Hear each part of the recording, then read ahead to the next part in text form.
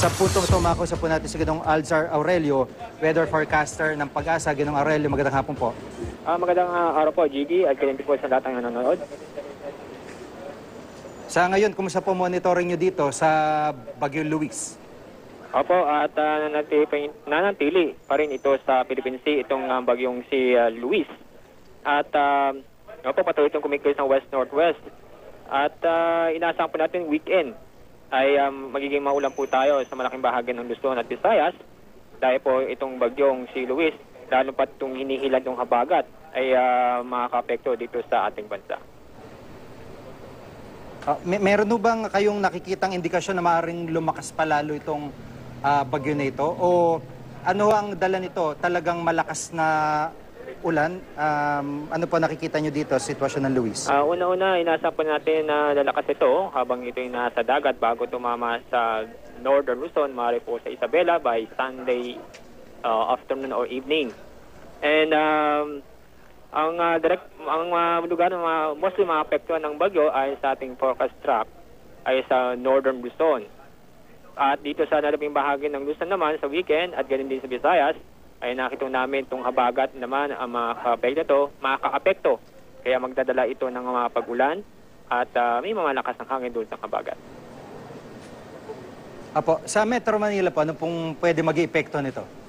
Sa Metro Manila, sa weekend po ay magiging maulap po tayo at mga pag-ulan, mga light to moderate rains at thunderstorm, hindi yan dahil sa bagyo, kundi dahil po yan sa habagat. At sa ngayon ay inaasahan po natin na maalo po ang ating mga karagatan dito sa eastern seaboard ng Visayas at Mindanao, agad din sa seaboards ng Bicol region dahil sa epekto ng habagat. Kaya po wag mo nang pumalaot ang ating mga kababayan doon, lalo na po ang ating mangingisda. Yung po ba mga pagbaha dito sa may bahagi ng Maguindanao at parte ng Cotabato, ito po ba'y dahil sa habagat pa rin? Opo, habagat po sa mga oras nito. Kaya po maulap po sa Visayas at Mindanao. At opo, dahil po yan sa habagat kaya nagkaranas po. Kaya na umaga ay maulap po doon. So nagkaroon po ng pagulan. Opo, at paalala po sa mga kababayan natin, partikular doon sa mga lugar na bahain at maaring landslide prone areas. Opo, sa mga oras sa ngayon ay dapat maghanda na po tayo po sa Visayas sa Mindanao dahil maulap po ngayon dahil sa habagat. At alamin na po ang mga ligtas na lugar at kung sakaling malakas na ulan at alam po nila yung kapisadang lugar doon ay agad-agad silang lumikas.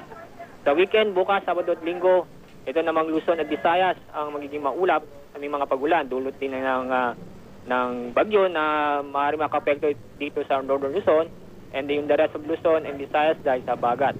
So maging alerto po tayo sa pagbaha at landslide dahil sa itong epekto ng dalawang epekto ng weather system sa ating bansa, lalo po sa Luzon, Visayas, itong bagyong si Luis na kung saan lumalapit patungo sa northern Luzon at yung habagat naman ang nakaka-apekto dito sa malaking bahagi ng Luzon at Visayas.